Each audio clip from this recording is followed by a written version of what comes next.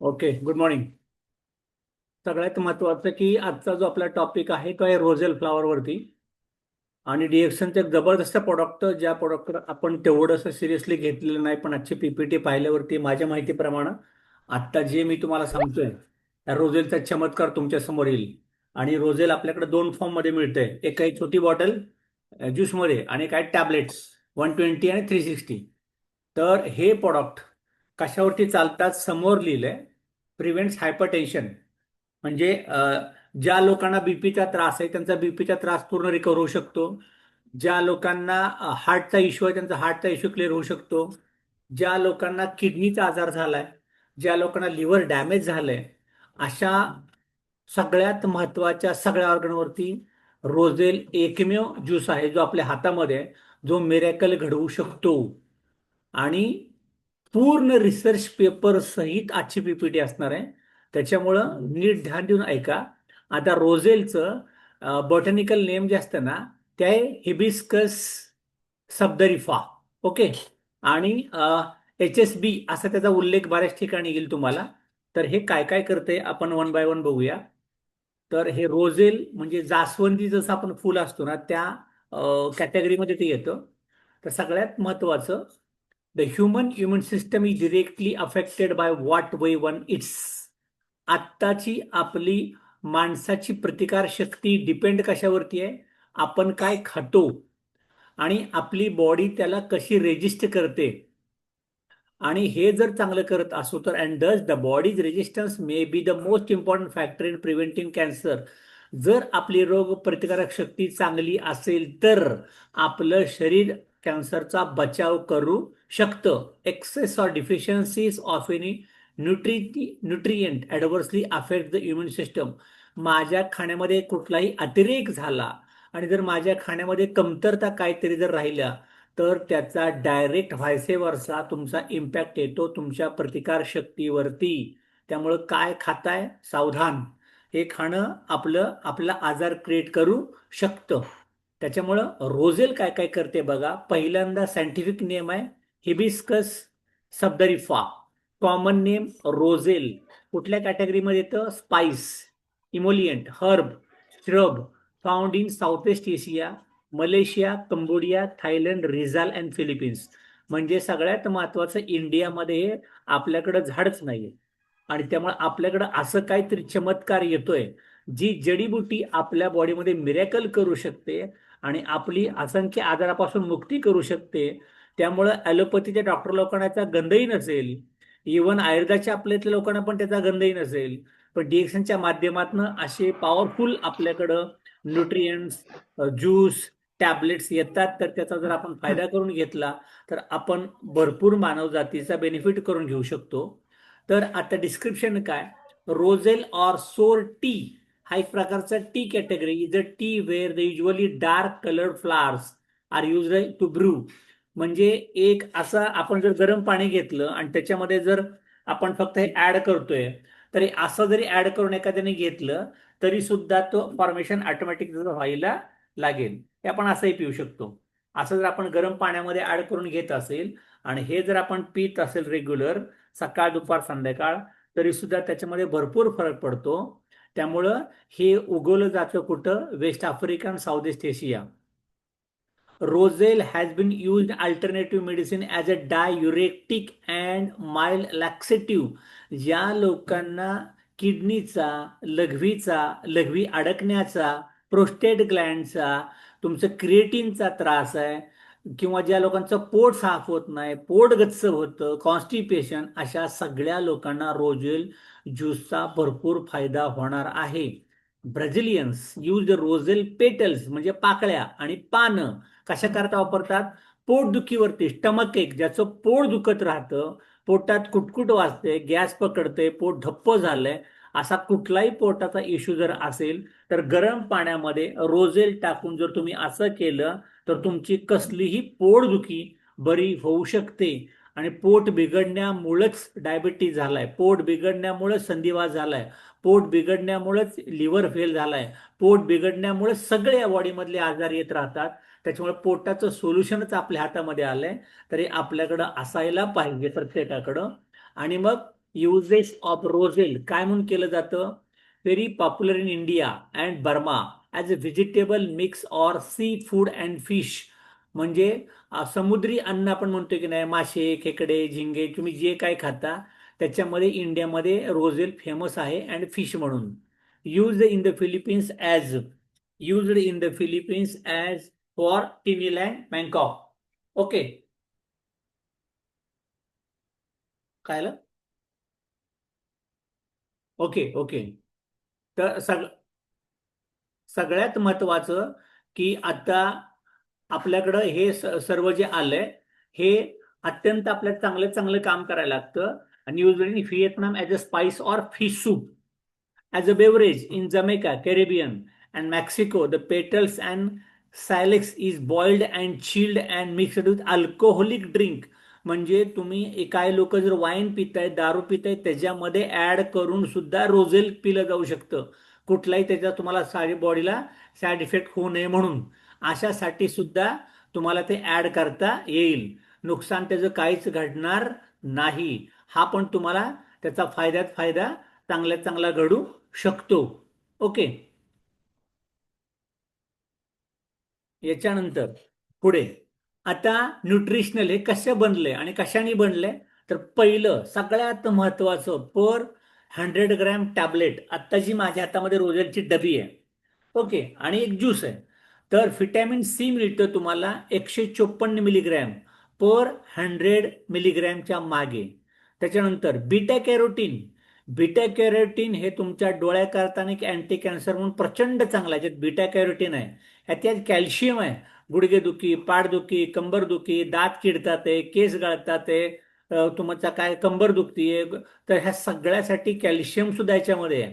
Iron याच्यामध्ये आहे. म्हणजे आयर्नमुळे लोह आणि व्हिटॅमिन बी 6 थायमिन, थायमिनचा रोल असतो. रक्त बनवण्याचा सगळ्यात महत्वाचा व्हिटॅमिन आहे बी 6. त्यामुळे तुम्ही खाल्लेलं अन्न प्रोटीन फोडायचं काम आणि प्रोटीन पचवायचं काम, त्यासाठी बी 6 अत्यंत महत्वाचं आहे. त्यामुळे तुमचं रक्त वाढू शकतं, रक्त स्वच्छ राहू शकतं. ओके. आणि हे अँटीबॉडीज तयार करतं. अँटीबॉडीज म्हणजे काय? की आता आपण रेग्युलर आपलं रुटीन लाईफ चालू आहे, अचानक थंडी सुरू झाली, अचानक पाऊसच सुरू झाला, मी बाहेरचं काहीतरी खाल्लं आणि तुमच्या बॉडीमध्ये प्रतिकारशक्ती जर कमजोर असेल तर तुम्ही इन्फेक्शन होऊन लगेच आजारी पडू शकता. पण तुमच्या खाण्यामध्ये जर व्हिटॅमिन बी 6 येत असेल, अँटीबॉडीज तयार होत असतील, तर तुमची प्रतिकारक शक्ती चांगल्यात चांगली राहते. आणि व्हिटॅमिन सी अत्यंत महत्वाचं आहे बॉडीमध्ये. त्याच्यामुळे vitamin C, beta carotene, calcium, iron, vitamin B 6 हे सगळंच्या सगळं एकत्रित मिळणार आहे तुम्हाला या रोझेलच्या टॅबलेटमध्ये. आणि रोझेलची टॅबलेट खूप स्वस्त आहे. तुमच्या माहिती करता 310 रुपयाला आहे. फक्त 120 गोळ्या. सकाळ 2, दुपार 2, संध्याकाळ 2, 3 आरामात खाऊ शकता. आणि चिंच खाल्ल्यासारखं लागतं मस्तपैकी. त्याच्यामुळं हे खूप चांगलं आहे. तर रोझेलची टॅबलेट आपण खाणं अत्यंत गरजेचं आहे सगळ्यांनी, किंवा टॉनिक तुम्हाला जे शक्य असेल ते. त्याच्यानंतर the effect of Sorathi, HSB आपण रोझेल म्हणूया. कशा करता? हायपर टेन्शन, तुमचा बीपी कंट्रोल करण्यासाठी. भरपूर लोकांना आता बीपीचा त्रास वाढत चाललाय. बीपी वाढतो आणि बीपी वाढलं की सगळे कॉम्प्लिकेशन बॉडीमध्ये सुरू व्हायला लागतात. आणि चुकून बीपी तुमच्या सुरू झालाय, बीपीच्या गोळ्या दररोज खाताय आणि अचानक 2-4 दिवस काही कारणास्तव तुम्ही गावाला गेला, बीपीच्या गोळ्या चुकल्या, तर काही लोकांना ब्रेन हॅमरेज पण होऊ शकतं किंवा तुम्हाला स्ट्रोक पण येऊ शकतो, ब्रेन स्ट्रोक.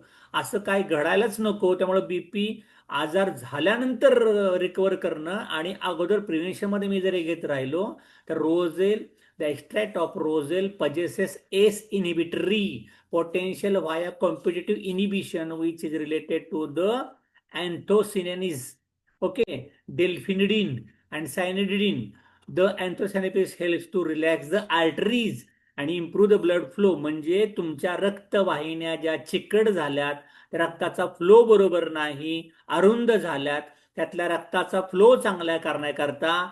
आणि मग काय लोक म्हणतात ना, आज मला वाटतं एक जण असं मला म्हणत होतं की समजा एखादी लोक विमानात बसली आणि खूप उंचावरती 5-6 तास राहिली, ऑक्सिजन कमी पडतो, हे ब्लड फ्लो कमी व्हायला लागतो, थंडी, चिलिंग, थंडीमध्ये आपण गाठून जातो. तर ह्या सगळ्यात तुमचा ब्लड फ्लो चांगला राहण्याकरता तुम्हाला रोझेल घेणं अत्यंत महत्वाचं आहे. त्याच्यामुळे तुम्हाला हा फायद्यात फायदा व्हायला लागेल. ओके.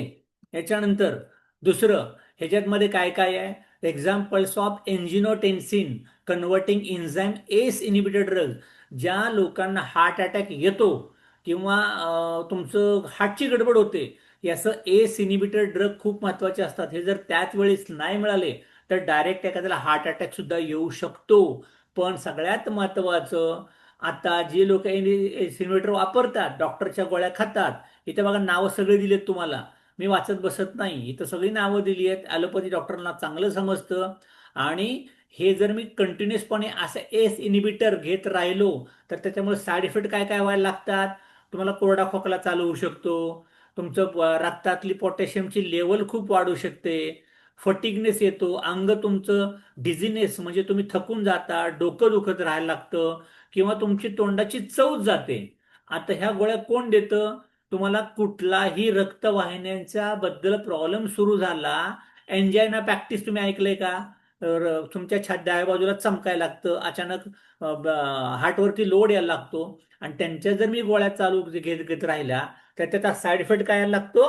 कोरडा खोकला, ढास लागत राहणे किंवा रक्तात पोटॅशियमची मात्रा वाढणे, फटिगनेस येणे, डिझिनेस म्हणजे थकून गळून जाणे, डोकं दुखणे किंवा तोंडाची चव जाणे, असे कुठलेही साईड इफेक्ट तुम्हाला येऊ शकतात. तर डिक्रीज इन ब्लड, बीपी पण काय लोकांचा कमी व्हायला लागतो. ज्या लोकांचा बीपी कमी व्हायला लागतो, बीपी कमी झाल्यावरती डॉक्टर लोकांच्याकडं त्याच्यासाठी कुठलंही औषध नाही. सगळ्यात महत्वाचं, मग आता त्यांनी तुमच्यासमोर एक उदाहरण सांगितलंय. Study where 10 gram dried calyx infuse, म्हणजे 510 ml मध्ये 10 ग्रॅम जर पाकळ्या टाकल्या आणि सगळे ॲज अ टी, म्हणजे 4 आठवडे जर फक्त तुम्ही असं दररोज हे पिताय तर तुमचं 11% रिडक्शन सिस्टॉलिक ब्लड प्रेशर. म्हणजे इथं बघा आकडा लिहिलाय त्यांनी, त्याचं किती पाहिजे होतं? 80 120 पाहिजे होते की नाही, पण किती झालंय? 140. ओके, म्हणजे 140 बीपी जर आता तुमचा चालू राहतोय फक्त 4 आठवडे, मी जर रोजेल पित राहिलं तर माझा डायरेक्ट बीपी नॉर्मलला येतोय. किती महत्वाची गोष्ट आहे. डॉक्टर लोक एकदा बीपी सुरू झाला 140 50 60 की गोळी चालू करतात आणि मरेपर्यंत घ्यायला सांगतात. मग तुमची आता बीपीची गोळी चालू राहू दे, पण त्याच्या जोडीला जर तुम्ही रोजेल प्यायला सुरुवात केली तर तुमचा बीपी जर नॉर्मल झाला, आयुष्यभर बीपीच्या गोळ्या तुमच्या खायच्या वाचतील. सिस्टॉलिक म्हणजे वरचा, ओके, सगळ्यात महत्वाचं. आणि डायलॉस्टिक म्हणजे आतला, 80 120 आपण जो म्हणतो तो. मग डायलॉस्टिक बीपीचा प्रेशर सुद्धा त्यांनी काय केले बघा, की 90चा 80 वरती आलाय. त्याच्यामुळे सगळ्यात महत्वाचं, ज्यांना ज्यांना बीपीचा त्रास आहे, कोलेस्ट्रॉल ज्यांचं जास्त झालंय, ज्यांचा हार्ट अटॅक आलाय, अशा सगळ्यांना लगेच रोजेल ज्यूस आर्जिजलच्या गोळ्यासोबत घ्यायला चालू करा. खूप फायदेशीर व्हायला लागेल. आणि विदिन तुमचं 4 ते 5 आठवड्यामध्ये, म्हणजे 2 महिने किंवा 1 महिन्यात त्याला लगेच फरक पडायला लागतोय. त्यामुळे रोजेल टी सप्लिमेंट किंवा रोजेल ज्यूस तुम्ही कसंही घेऊ शकता, हे घेणं अत्यंत महत्वाचं आहे. रिसर्च पेपर कुठला दिला त्यांनी? Journal of medicinal food article 1 ID number, हे सगळं पेपरचं पण त्यांनी दाखवलेलं आहे. त्याच्यानंतर HSB extracts inhibits the development of atherosclerosis, ज्याची हाडं ठिसूळवत चाललेली आहे. कोणामुळे ठिसूळवत आहेत हाडं? High cholesterol diet. म्हणजे काय करत राहतो? पिझ्झा, बर्गर, मटन, कंटिन्युअसपणे हॉटेलचं फूड खात राहतो, स्पायसी खात राहतात. या लोकांची हाडं ठिसूळ व्हायला लागतात. अशा लोकांना, ज्यांना ज्यांना हाडांचे प्रॉब्लेम आहेत, हाडं ठिसूळ झाली, कोलेस्ट्रॉल वाढले, यांना काय केले? हिस्टोपॅथॉलॉजिकल एक्झामिनेशन शोड दॅट HSC म्हणजे काय? सगळ्यात महत्वाचं roselle, reduced foam cell formation and inhibited smooth muscle cell migration and calcification in the blood vessels. म्हणजे रक्तवाहिन्या कडक झाल्यात, सगळ्यात महत्वाचं. आणि तुमचं रक्तवाहिन्या कडक झाल्यात तर मग तुमचं लिपिड लेवल वाढलेले असेल तर HSC reduces lipids by lysis, म्हणजे तुमच्या रक्तवाहिन्यातले सेल, आपण म्हणू ना रक्ताचे सेल असतात, म्हणजे काय? RBC, WBC, प्लेटलेट, ह्याचं केमिकल कंपोजिशन स्ट्रक्चर कम झालंय, कमजोर झालंय, अशक्तपणा आहे, थकवा आलाय, हे सगळं आतलं बॅलन्स करण्यासाठी रोजेल चांगली मदत करायला लागेल. म्हणजे काय माहितीये का? तुम्ही मोटरसायकलमध्ये टुटी कॅस्ट्रॉल ऑइल भरताय की नाही, म्हणजे ऑइल पण टाकतो आणि आपण काय लोक पेट्रोल पण टाकतात स्मूथ फंक्शनिंग चालण्याकरता. ओके. तसं तुमच्या बॉडीतलं रक्तवाहिन्या स्मूथली फ्लेक्झिबल चांगल्यात चांगला फ्लो मेंटेन राहण्याकरता रोजेल अत्यंत महत्वाचं काम करायला लागेल. Long term ingestion of hibiscus sabdariffa calyx extract in a sense myocardial contractility म्हणजे काय? जी लोकांना आता कुठलाही इंगेशन म्हणजे बाहेरचे मी औषध गोळ्या खातोय, पण मी खातोय पण मला रिझल्टच नाही येत त्याचा कुठला. बरीच लोक म्हणतात ना खूप खातोय हो, पण मला रिझल्टच येत नाही. काय येत नाही तर तू औषध जे खातो ते औषध शोषण करायची क्षमता बॉडीमध्ये कमी व्हायला लागते आणि मग आपण वर्षानुवर्ष औषध खात राहतो, गोळ्या मात्र वाढत जातात पण फरक पडत नाही. पण जर त्यांना ओरल इंजेक्शन म्हणजे औषधं कुठल्याही प्रकारची चालू असतील आणि त्यांनी जर रोजल घ्यायला सुरुवात केलं तर सगळ्यात महत्वाचं कॅल्शियम मॅग्नेशियम आणि एटीपी ही जी तुमच्यातली ऊर्जा असते, ऊर्जा म्हणजे तुम्ही आपण जेवलो की जर माझ्या बॉडीत चांगली ऊर्जा असेल तर आपण कसं म्हणतो चांगलं शिजलेलं अन्न खाल्लं तर पचायला सोपं जातं, कच्चं खाल्लं तर पचतच नाही, पोट जडवायला लागतं. तसं तुम्ही जे जेवण केलंय हे आतमध्ये जर चांगलं डायजेस्ट झालं त्याच्याकरता आतली ऊर्जा पण महत्वाची आहे. पोटात गारठा चालणार नाही. त्याच्यासाठी आतली एटीपीचा पंपिंग लेवल किंवा ऊर्जा मेंटेन करायचं काम कोण करणार आहे? रोजेल करणार आहे. त्याच्यामुळं जर मी खाल्लेलं अन्न मला नीट पचलंच नाही तर मला रक्त चांगलं बनणार नाही. रक्त चांगलं बनलं नाही तर हार्टवरती लोड यायला लागेल. मग हा हार्टचा लोड कमी करायचा असेल आणि खाल्लेलं चांगलं पचायचं असेल तर तुम्हाला दररोज रोजेल जर घ्यायला सुरुवात केलं तर फक्त 28 दिवसामध्ये तुमची कार्डियाक टॉक्सिसिटी म्हणजे हृदयावरचा लोड पूर्णपणे कमी व्हायला लागतो आणि तुम्ही चांगला हार्ट पल्पिटेशन तुमचं चांगल्या चांगलं काम करायला लागतं. फक्त रोजेल सगळ्यात महत्वाचं आहे. Diuretic effect of compound form roselle by modulation of the aldosterone activity म्हणजे कशाची ऍक्टिव्हिटी ती आपण म्हणूया प्रोस्टेट ग्लँड. ज्या लोकांना होते की लघवी अडकते, वय झाले 65-70, मग प्रोस्टेट ग्लँडचा कॅन्सर व्हायला लागतो. हे सगळं जो प्रकार घडतो ना ह्याच्यावरती कंट्रोल आणण्याकरता तुम्हाला रोजेल जर पिलं तर खूप चांगलं काम करतं. Roselle extract have demonstrated potassium and calcium sparing diuretic activity म्हणजे सगळ्यात महत्वाचं तुमचं युरिन आउटपुट लघवी तुमची चांगली क्लीन साफ होण्यासाठी मदत करायला लागेल. रक्तात जर पोटॅशियम वाढलं, रक्तात कॅल्शियम वाढलं तर तुमची लघवी अडकते.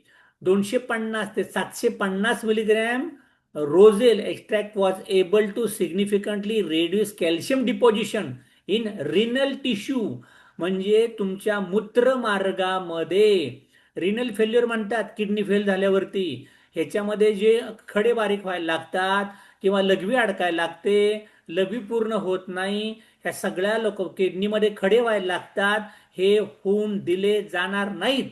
झाले असतील तर ते क्लीन करण्यासाठी तुम्हाला रोजेल प्यायचे. सगळ्यात महत्वाचं intake of roselle noted that 4 weeks of 200 milligram per KG hibiscus extract in male experimental subjects.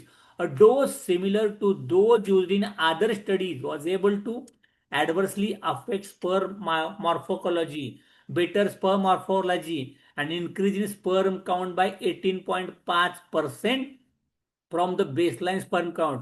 म्हणजे ज्याचं स्पर्म काउंट ज्याचं वीर्य कमजोर झालंय, इम्पॉर्टन्सी आहे, मूल होताना प्रॉब्लेम येतोय, फर्टिलिटीचा इश्यू येतोय, स्पर्म फ्लो यांचा प्रेशर फ्लो मेंटेन राहण्यासाठी किंवा वाढण्यासाठी रोजेल मदत करणार आहे.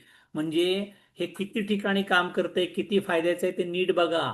Effects of roselle extract powder and preventive treatment diet on the lipid profiles of patients with metabolic syndrome. म्हणजे सगळ्यात महत्वाचं ज्या लोकांना कावीळची लक्षणं झाली आहेत, एचजीपीटी आणि एचजीओटी बिलिरुबिन ज्यांचं कमी झालंय, काविळीमुळं त्यांची पचन क्षमता बिघडली आहे, त्यांना पचत नाही, जेवण जात नाही, वजन कमी झालंय, अशक्त झालेत, कमजोर झालेत, त्यांनी सांगितले की फक्त 31 दिवस मोजून 31 दिवस जर त्यांनी दररोज रोजेल घ्यायला सुरुवात केलं तर तुमच्या काविळीचे रिपोर्ट पण रिवर्ट होऊ शकतात. एवढं पॉवरफुल आहे रोजेल. त्याच्यामुळं मेटाबॉलिक सिंड्रोम म्हणजे काय? ज्या लोकांना बीपी पण आहे, ज्या लोकांना डायबिटीस पण आहे, ज्या लोकांचं कोलेस्ट्रॉल पण जास्त आहे आणि ज्यांची वजन पण वाढली आहेत, असं सगळं एकत्रित हल्ला झालाय बॉडीवरती, अशा सगळ्या लोकांना रोजेल प्रचंड चांगलं काम करू शकतं, नाही करतं. ओके, असा एवढा चांगला रोजेलचा फरक आहे. अजून effects of water extract of HSB roselle on excretion of diclofenac, Voltaren, Cataflam आणि डायफॅनॅक्स फॉर्म्युलेशन, हे खूप महत्वाचं आहे बरं. ह्याच्यात काय लिहिलं बघा आता, consumption of rosal tea appears to be able to reduce diclofenac serum levels to 62% of the levels achieved normally without rosal, but also reduce the variability in urinary excretion rates of diclofenac. म्हणजे roselle prevents NSAID toxicity. म्हणजे काय, इथे खाली लिहिले बघा, काय लिहिलंय, non स्टिरॉइडल anti inflammatory drugs कधी दिले जातात, जेव्हा त्यांचं अंग भरपूर दुखतं, पोट भरपूर दुखतं, छातीत दुखते, खांदे दुखतायत, ओटीपोटीत दुखते, इन्फ्लेमेशन खूप होते, अंगातला बारीक ताप जातच नाही, असं ज्यांना ज्यांना होत राहतं त्यांना डॉक्टर लोक जी औषधं देतात त्याच्यामुळं त्यांना संधिवात, डायबिटीस चालूच राहतो आणि मग त्यांना त्रास भरपूर व्हायला लागतात. अशा लोकांना जर रोजेल द्यायला सुरुवात केलं तर त्यांची सुटका लवकरात लवकर होऊ शकते. त्याच्यामुळे डायबिटिक पेशंट आणि संधिवाताचे पेशंट यांना सुद्धा रोजेल चांगल्यात चांगलं मदत करतंय. ओके, रोजेलला काय म्हटलं जातं, a rich and nutrient source of flavonoids and phytochemicals. सगळ्यात महत्वाचं, तुमच्या बॉडीमध्ये जे केमिकल गेलेत आणि केमिकल लॉक झालेत, बॉडीतनं बाहेर निघत नाहीत, बॉडीवरती ऑटोइम्यून डिसऑर्डरच्या मागे लागलेत, रक्ताच्या खराब करायच्या मागे लागलेत, कॅन्सर तयार होत हो पाहतोय बॉडीमध्ये, फूड पॉयझन वाढत चाललंय, ह्या सगळ्यांच्या वरती इम्युनिटी वाढण्यासाठी तुम्हाला मदत करेल रोजेल. कारण का मदत करेल, याच्यामध्ये high percentage of organic acids आहेत. कुठलं, citric acid, hydroxycitric acid, ascorbic acid, malic and tartaric acid as a major compounds. These phytochemicals together with flavonoids are highly effective scavengers. स्कॅव्हेंजर्स म्हणजे चाटून पुसून खाणे, बॉडीमध्ये कुठलाच टॉक्सिन ठेवणार नाही. चकाचक, आपण कसं भांडी घासली की चकाचक होऊन जातं, करकट्या भांड्यात भाजी केल्यावर परत खराब व्हायला लागेल, तसं आतलं सगळ्या रक्तवाहिन्या, पोट साफ करतं, किडनी साफ करतं, युट्रस साफ करतं, जे जे स्टोरेज आहे आपल्या बॉडीमध्ये, म्हणजे पोटात अन्न आपल्या साठतं, लघवीच्या ब्लॅडरमध्ये आपली लघवी अडकत राहते, संडास आपली बॉडीमध्ये अडकत राहते, असं जे जे ज्या ज्या ठिकाणी घाण अडकली, कचरा अडकलाय, फुफ्फुसात सर्दी अडकत राहते, कफ अडकत राहतो, असे ज्या ज्या ठिकाणी फ्री रॅडिकल स्टक झालेत ते पूर्णपणे वॉशआउट करण्यासाठी रोजेल घ्यायचे. आणि असं जर तुम्ही वॉशआउट करू शकला, बॉडीतला प्रत्येक अवयव क्लीन चकाचक जर राहिला, तर तुम्ही 100% कॅन्सर टाळू शकता. पण ज्या ज्या ठिकाणी टॉक्सिन अडकून राहिले, जर तुमच्या टॉक्सिन अडकले युट्रसमध्ये, युट्रस कॅन्सर व्हायला लागेल, ब्रेस्ट कॅन्सर व्हायला लागेल, किडनी कॅन्सर व्हायला लागेल, त्याच्यानंतर तुम्हाला माउथ कॅन्सर व्हायला लागेल, काहीतरी जाऊन कुठेतरी अडकलंय, ते लॉकिंग सिस्टम सगळ्या अनलॉक करण्यासाठी, म्हणजे डिकोड द पासवर्ड म्हणतोय की नाही आपण, तसं रोसेल तुमच्या बॉडीमध्ये खूप चांगलं मदत करायला लागेल. मग रोजेलचे ऍडव्हान्टेजेस कशा कशात आहेत बघा बरं. रोजेलचं ऍडव्हान्टेज आहे सगळ्यात महत्वाचं, a good source of antioxidants and phytochemicals against cancer. म्हणजे तुम्हाला कॅन्सर कधीच होऊ देणार नाही. अँटीऑक्सिडंट म्हणजे इम्युनिटी तुमची प्रचंड चांगली राहायला लागेल. Help reduce cholesterol. ज्या लोकांना आता कोलेस्ट्रॉल वाढलंय 200-250, काल मला एक जण भेटला होता 300-320 कोलेस्ट्रॉल आहे, अरे बाबा म्हणलं तू कधी पण जाशील, त्या लोकांना पहिलं चालू करा roselle. Help reduce creatine. Creatine पाहिजे 0.3 ते 1.5 1.8, पण सध्या लोकांचं 3, 5, 6च्या वर क्रिएटिन गेलं तर किडनी फेल दाखवतात, डॉक्टर डायलिसिस करायला सांगतात. दादानो, किडनी अजून सुरक्षित असतील ना, तुम्ही बाहेरचं हॉटेलचं खाता पिताय ना, रोज रोजेल प्यायला सुरुवात करा, बीपी होणार नाही, किडनीचा त्रास होणार नाही, पोट साफ व्हायला लागेल. त्यामुळे क्रिएटिन ज्या लोकांचं वाढलंय, ओके, त्या लोकांनी इमिजिएट चालू करा. तुमचं क्रिएटिन वाढलं तर तुमच्या किडनीला धोक्यात आणू शकतं, त्यांना पण रोजेल द्यायचंय. हेल्प प्रिव्हेंट कॉन्स्टिपेशन, ज्याचं पोट साफ होत नाही, पोट दुखत राहतं, ओके, मूळव्याध, फिशर, फिस्टुला जे काय तुमची पोटाची कुठली गडबड असेल त्या लोकांना पण तुम्हाला रोजेल प्यायला द्यायचंय. Health protect from kidney and liver disease. ज्या लोकांना किडनीचा आजार आहे, किडनीचा आजार कुठला कुठला असतो, तर किडनीचा आजार किडनी स्टोन आजारच झाला, त्याच्यानंतर क्रिएटिन वाढत वाढत गेले, डायलिसिसवरती पेशंट आहे, किडनी बदलली बदलून झाली आहे. आणि ज्यांना दोन किडन्या असतात, डॉक्टर बदलल्यावर दोन्ही बदलत नाही, एकच बदलतो. दोन बदलून कुठनं आणायचे एवढ्या तुम्हाला महागाच्या किडन्या? त्यामुळे आपली किडनी सुरक्षित ठेवायची असतील तर तुम्हाला रोजेल प्यायला सुरुवात करा. लिव्हर डिसीज, आजकाल फॅटी लिव्हर, लिव्हरचा आजार, बाहेरचं खाणं पिणं, त्याला कळतच नाही कुठलं कॉम्बिनेशन आता अन्न पाठवलंय, त्यामुळे ते डायजेस्ट नाही करू शकत. तुमचं लिव्हर सेफ ठेवायचं असेल, किडनी सेफ ठेवायची असेल तर तुम्हाला रोजेल पिणं अत्यंत गरजेचं आहे. Health cleans the arteries and veins. शिरा आणि धमन्या, आपण असं म्हणतोय की नाही, सूक्ष्म रक्तवाहिन्या, मोठ्या रक्तवाहिन्या, या क्लीन चकाचक रक्ताचा फ्लो चांगला होणं, रक्त प्युअर होणं, ह्याच्यासाठी रोजेल पिणं गरजेचं आहे. आणि अजून महत्वाचं, health protect the heart from damage and disease. तुमच्या हृदयाला 2D इको झालाय किंवा पेसमेकर सांगितलं आहे, हार्ट पंपिंग बरोबर होत नाही, वॉल स्टकअप झालाय, वॉल जाम झालाय, पोटावरती पडल्यावर लोड येतो, पाठीवर झोपल्यावरती दुखायला लागतं, पाठ दुखत राहते, या सगळ्यासाठी हार्टला धोक्यात आणू नका. जिंदगी सगळ्यात महत्वाचं खूप मौल्यवान आहे. आणि तुम्हाला जर हार्ट अटॅक येऊ द्यायचा नसेल ना, व्हिटॅमिन सी खाण्यात दररोज ठेवा. आंबट पदार्थ दररोज खाण्यात असायला पाहिजे. म्हणजे त्यात आवळा चालेल, चिंच चालेल, लिंबू चालेल, पण आपण तेवढं खात नाही. मग डॉक्टर तुम्हाला हार्ट अटॅककडे पाठवतो, लिव्हर फेल, किडनी फेल, कशासाठी? मग रोजेल प्या ना आमचं एवढं छानपैकी आहे. ओके.